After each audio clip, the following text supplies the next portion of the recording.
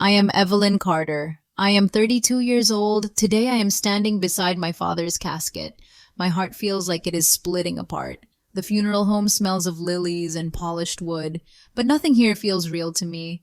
Every person who offers a kind word seems far away. Their voices blend into a dull hum I can barely hear. My father, Robert Carter, was the only true parent I ever knew. As I look at his still face, something inside me breaks. I know it will never fully heal. It is not just grief pressing down on me. It is the terrible knowledge that everything safe and familiar has vanished.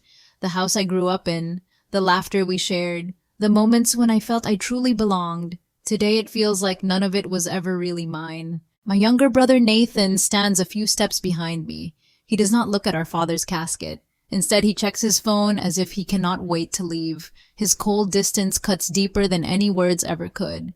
Just an hour ago, Nathan told me I would receive nothing.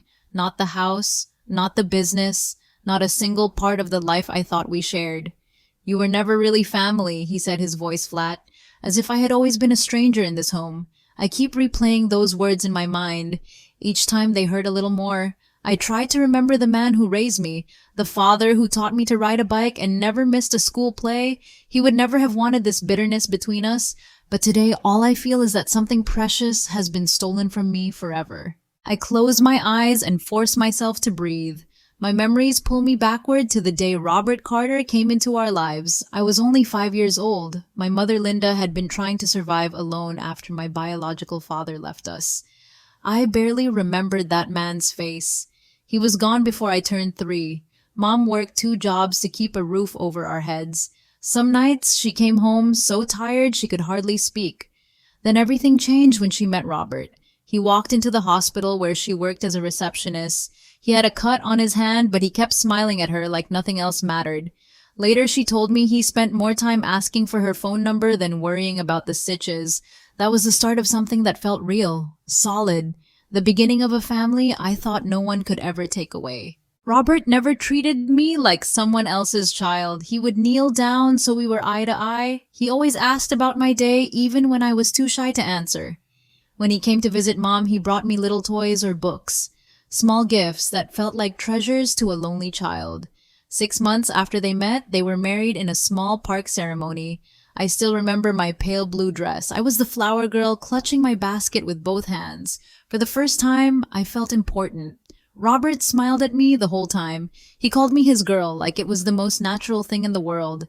Looking back, that day was the moment I started to believe I could belong to someone's heart again. I never thought that love could be taken away by something as cold as a will. After the wedding, life slowly grew brighter. Robert taught me how to bait a fishing hook and how to hold the rod steady. We would sit by the lake for hours saying almost nothing. Sometimes he told me stories about when he was young. Other times he just watched the water with a quiet peace that made me feel safe. At night when I had nightmares, he was the one who came running. He would sit beside my bed until I fell back asleep. He never complained, never made me feel like a burden. When people asked, he always said, "She's my daughter," with no hesitation in his voice. Those simple words mattered more to me than any blood connection ever could. I held on to them then, and I am trying to hold on to them now. When I was 7, my younger brother Nathan was born. Everyone said he was Robert's pride and joy. I was happy to have a baby brother, but a secret fear grew inside me. I worried that Robert would love me less now that he had a child of his own blood. At night I lay awake wondering if he would forget to tuck me in or stop reading my bedtime stories. But he never did. If anything, he tried even harder to make sure I felt included. He held Nathan in one arm and reached out to pull me close with the other. "You were my first kid," he would whisper. "Nothing will ever change that." Those moments built a quiet trust in my heart. I believed him. I believed family was stronger than biology. As the years passed, Robert worked tirelessly to grow his business. He started Carter Construction with just 2 employees and a rusted old truck. By the time I reached high school, he had built it into one of the most respected companies in the county. Even when success came, he stayed humble. He still wore the same flannel shirts and drove the same pickup. We moved into a larger house with a big yard and a swimming pool, but it never felt like he was showing off.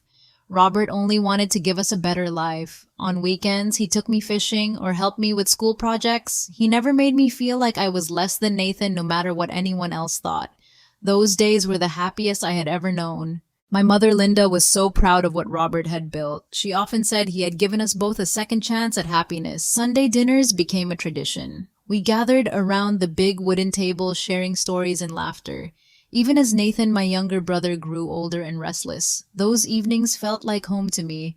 Robert would look across the table and wink, as if to remind me I was still his girl. When I graduated from college, he stood in the front row, clapping the loudest. Later, he told everyone, "Evelyn is the smartest person in this family." I can still hear his voice in my mind, steady and warm. Those were the years when I believed nothing could ever break the bond we shared. I never imagined that someday all those memories would feel so fragile. After college, I moved to the city to start my career in marketing, but I never really left home behind. Every Sunday, I drove back to see my parents. I helped my mother with small chores. I sat with Robert in his workshop while he planned new projects. Sometimes, when his office manager was away, I helped with paperwork for Carter Construction. Robert always seemed proud to introduce me to his employees. "This is my daughter, Evelyn," he would say with a smile.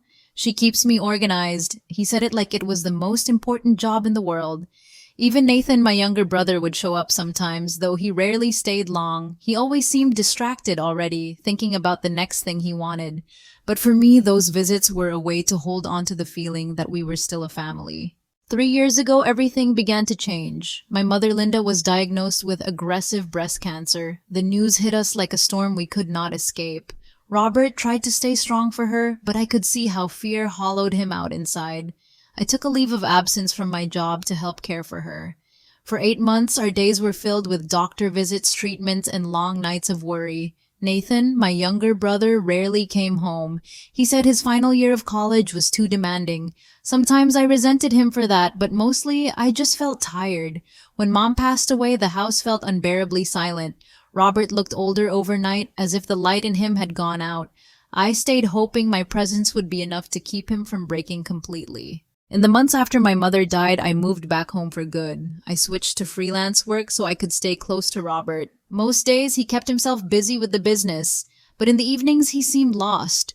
We would sit together in the living room, the TV playing old movies neither of us really watched. Sometimes he would look over and say, "Thank you for staying, Evelyn." His voice always sounded so small when he said it. I knew he missed Linda more than words could ever explain. Nathan, my younger brother, only came home on holidays or when he needed money. He and Robert barely spoke when he visited. I tried not to judge, but a quiet sadness grew in me. I wondered if Nathan would ever understand how much love he was pushing away. Slowly, Robert began to find small pieces of himself again. He returned to his fishing trips, sometimes inviting me to come along. He started watching old westerns, saying they reminded him of simpler times. I could see the weight on his shoulders was still there, but it wasn't crushing him anymore. One evening, we sat outside under the porch light. He looked at me with tired eyes and said, "I don't know how I would have made it without you." I didn't know how to answer, so I just reached for his hand. For a while, we sat in silence, listening to the wind moving through the trees. In those quiet moments, I felt closer to him than ever. I believed we were finally healing. I never guessed how quickly everything would fall apart again. It happened on a Sunday morning. I woke up early and went to check on Robert in his workshop. He had always loved that space surrounded by tools and half-finished projects. But when I opened the door, he was lying on the floor motionless. I remember the way my voice cracked when I called his name. The paramedics arrived fast, but I knew before they told me that he was already gone. A massive heart attack, they said. I knelt beside him, my hand resting on his shoulder, trying to feel any sign of life. All I could think was how unfair it was. After everything we had survived, he was simply gone, and in that moment, the house felt colder than it ever had before. The next few days passed in a blur. I moved through the motions of planning the funeral, too numb to really feel anything. I called Nathan, my younger brother, to tell him Robert had died. He sounded shocked, but his voice turned distant as soon as I asked if he could come help. "Just handle it," he said. "You're already there." I hung up the phone, staring at the wall, wondering how he could be so detached. I picked out Robert's suit for the burial, chose the casket I knew he would have liked. I wrote the obituary, trying to capture the kindness and quiet strength that defined him. Each task felt like one more piece of my heart breaking away. I kept telling myself that once the funeral was over, maybe I would finally be able to grieve. The morning of the funeral, the sky was a dull, heavy gray. It felt as though even the weather was mourning with me. I stood at the entrance of the church, greeting people as they arrived. Neighbors, old friends, and Robert's employees lined up to pay their respects. Each handshake and hug blurred into the next. I kept looking over their shoulders, searching for Nathan's face. He had texted that he was coming with his girlfriend Madeline, but I saw no sign of them. When the minister stepped forward to begin, the pew beside me was still empty. At the last moment, Nathan slipped in wearing an expensive black suit. He nodded at me without a word, his expression unreadable. Beside him, Madeline gave me a small, polite smile I couldn't return. During the service, I tried to hold myself together. Friends stood up to share stories about Robert's honesty and the way he helped others. Every word reminded me of what I had lost. I glanced at Nathan, my younger brother, sitting stiffly with his arms folded. He looked bored, as if he were waiting for a meeting to end. When the minister asked if any family wished to speak, Nathan shook his head. So I walked to the front alone, my hands trembling. I spoke about Robert teaching me to fish, about how he made me feel like I truly belonged. I could barely finish. My voice broke as I thanked him for being the father I never thought I'd have. When I sat down again, Nathan didn't look at me. He just checked his watch and sighed. After the burial, everyone gathered at Robert's house. I had spent the day before arranging food and making sure the rooms looked welcoming. People filled the living room, sharing stories over plates of sandwiches and coffee. Some of Robert's oldest employees hugged me, their eyes wet with tears. They told me how much he had meant to them. I nodded and thanked them, feeling like I was watching it all from behind glass. Nathan, my younger brother, moved easily through the crowd. He shook hands, accepted condolences, and spoke about Robert's legacy as if he had always cared, but he hadn't been here when it mattered most. As I stood by the kitchen doorway, I felt a hollow ache in my chest. I wondered how someone could act so proud of a man he had barely tried to understand. Late in the afternoon, Harold Bennett arrived. He had been Robert's attorney and friend for more than 20 years. He apologized for missing the service, saying a family emergency had delayed him. His eyes were gentle when he offered his condolences. "Your father thought the world of you, Evelyn," he said quietly. Before I could reply, Nathan, my younger brother, stepped closer. "I'm glad you're here, Harold," he interrupted. "We should talk about the estate." Harold looked uncomfortable, but nodded. "I can give you both a general overview before the formal reading tomorrow." I felt a tightness in my throat I couldn't swallow away. Even in this moment of loss, Nathan was thinking about money. I tried to steady my breathing as we followed Harold into Robert's study, the walls lined with books and old photographs. The study smelled like Robert's aftershave and old paper. For a moment, I wished I could close the door and pretend none of this was happening. Harold took a seat behind the desk and folded his hands. "As you know, your father made some changes to his will about 3 weeks ago," he began. I glanced at Nathan, my younger brother. He was already smiling as if he knew what Harold would say. "What kind of changes?" I asked, my voice thinner than I meant it to be. Nathan answered before Harold could. "Changes that reflect the real family line," he said. The words felt like a slap. Harold shifted uncomfortably. "We'll go over everything in detail tomorrow," he said. "But yes, there were amendments."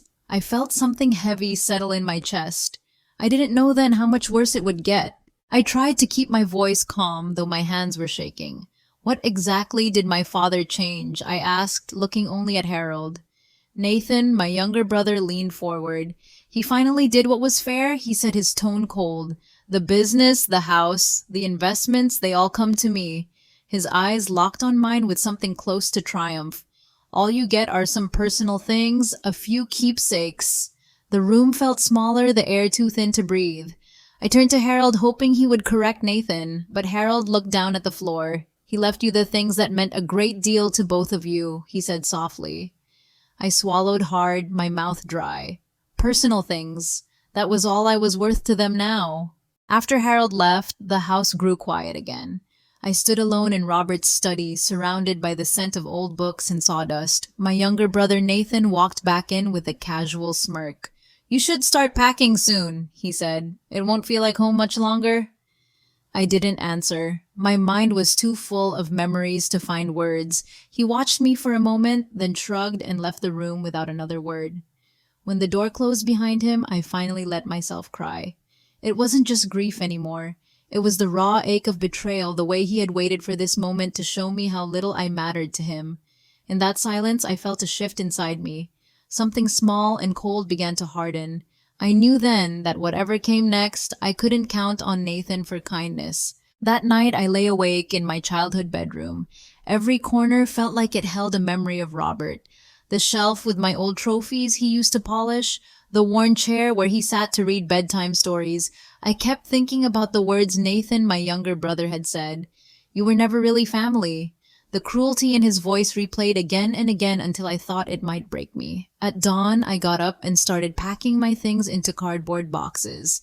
Every book, every photo felt like proof that I did belong here once. But no matter how carefully I folded my life into those boxes, it didn't change the truth. I was being pushed out of my home by the person who should have stood beside me, and there was nothing I could do to stop it. The next afternoon, I arrived at Harold Bennett's downtown office. I was 15 minutes early, but I couldn't stand waiting at the house any longer. The receptionist, a kind woman named Patricia, offered me water and led me to the conference room. I sat alone at the big table, turning the glass in my hands. My heart pounded so hard I could feel it in my throat. Nathan, my younger brother, arrived exactly on time. He walked in with Madeline at his side, both dressed in dark clothes that looked expensive and cold. Nathan nodded at me without a word and took a seat across the table. I looked down to avoid his eyes. I already knew whatever happened next would hurt. I only hoped I could keep some dignity while my world was dismantled in front of me. Harold entered carrying a leather folder. He looked tired, like he wished this day didn't have to happen.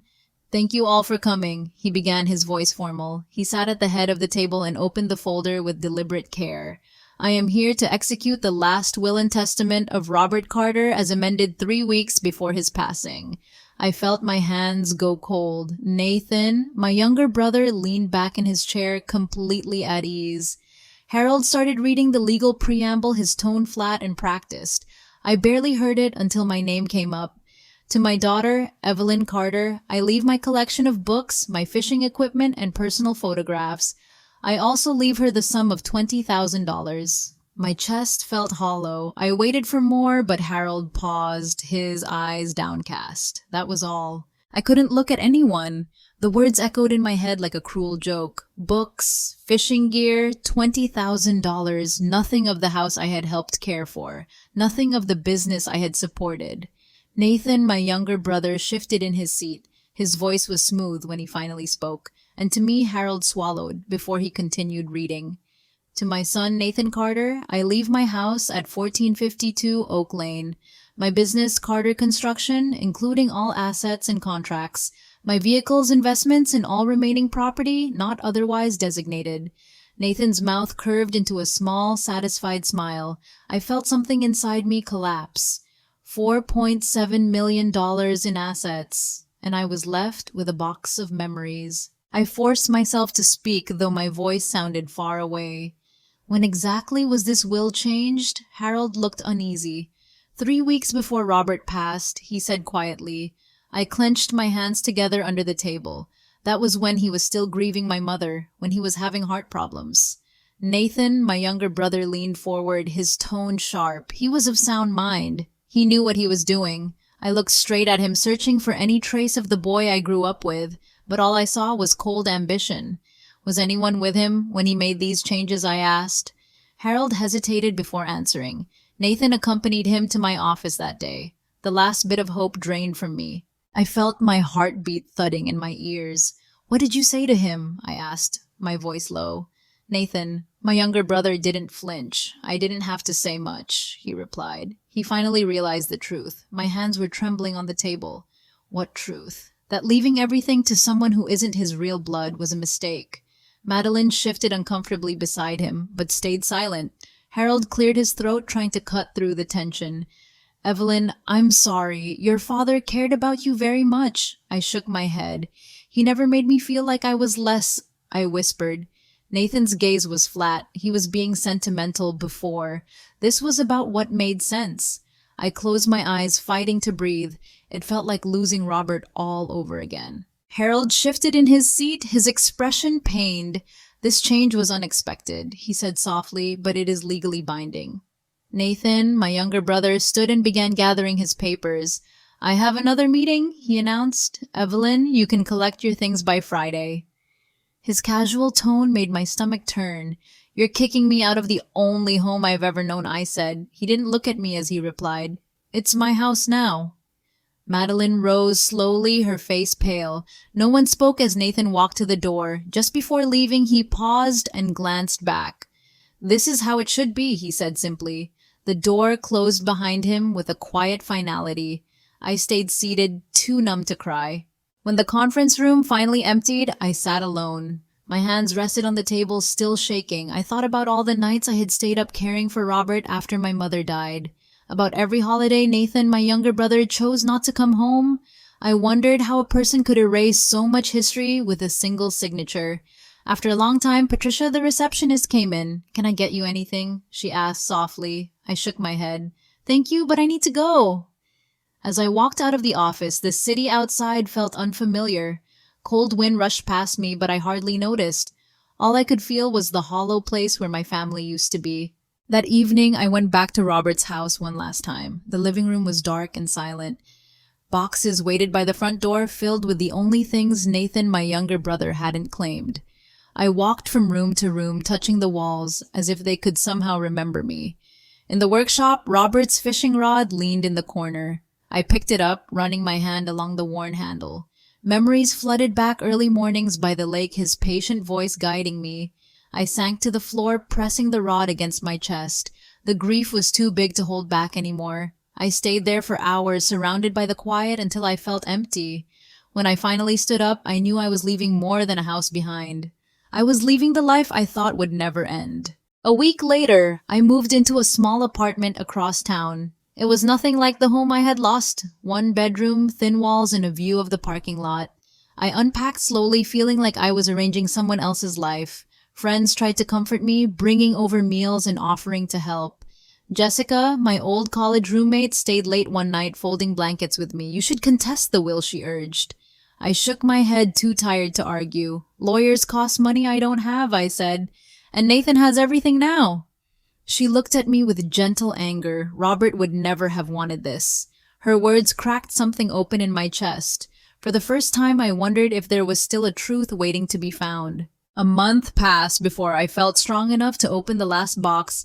It held the things Robert had left me. The fishing gear, a stack of old books, and a leather-bound journal I had never seen before. My hands trembled as I picked it up. His handwriting covered every page, neat and steady. I hesitated, wondering if reading it would be an invasion. But something in me needed to understand. I opened to the last entry, dated 2 days before he died. I worry I have made a terrible mistake, he wrote. He described how Nathan, my younger brother, pressured him to change the will. He wrote about the regret that kept him awake at night. And then I saw a line that made my breath catch. Perhaps my backup plan will be enough to set things right. I turned the page carefully, afraid the next words might disappear if I blinked. Taped to the paper was a small brass key. Beneath it, Robert had written in steady letters, "For Evelyn's future." Box 247, First National Bank, Spring Street. My hands were shaking so hard, I almost dropped the journal. A backup plan. I pressed the key into my palm, feeling a spark of something I hadn't felt in weeks. Hope. The next morning, I walked into First National Bank, my heart hammering. When I told the manager why I was there, she smiled kindly. "Mr. Carter said you would come," she said. "He left instructions that this box belonged to you." In that moment, I felt Robert's presence again, steady and protective. Maybe I wasn't as alone as I thought. The manager led me to a small private room. She set the box on the table and left me alone with it. My hands hovered over the lid, almost afraid to see what was inside. Slowly, I lifted the top. Inside were several thick folders, a sealed envelope with my name on it, and a small black USB drive. I opened the envelope first. Robert's handwriting filled the page. "My dearest Evelyn," it began, "if you are reading this, it means my fears were not misplaced." He explained how Nathan, my younger brother, had pushed him to rewrite the will, how he had pretended to agree while protecting what truly mattered. I felt tears sliding down my face as I read. "You are my daughter in every way that counts," he wrote. "Never doubt that." I read every word slowly, letting them sink into the hollow places inside me. Robert had transferred 60% of Carter Construction to me 3 months before he changed the will. It was already mine, safe from any claim Nathan could make. He had also set aside a private trust with $1 million in my name. My hands trembled as I unfolded the documents, proving it was all legal. At the bottom of the letter, he mentioned the USB drive. "It holds recordings," he wrote, "so no one can question your right to what I've left you." I picked up the small drive and held it tight. In that quiet room, a slow warmth began to grow in my chest. Robert hadn't betrayed me. He had protected me in the only way he could. Back in my apartment, I plugged the USB drive into my laptop.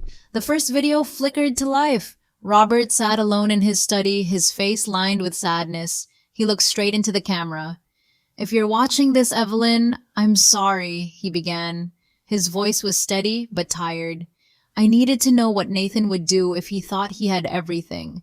The next recording made my stomach clench. Nathan, my younger brother, stood in the doorway, his voice sharp. "You need to leave the business to your real family," he said.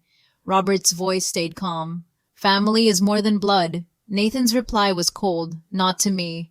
I paused the video, my hands covering my mouth. I finally understood the depth of Robert's plan. The last video was his hardest to watch. Robert sat alone again, eyes tired but clear.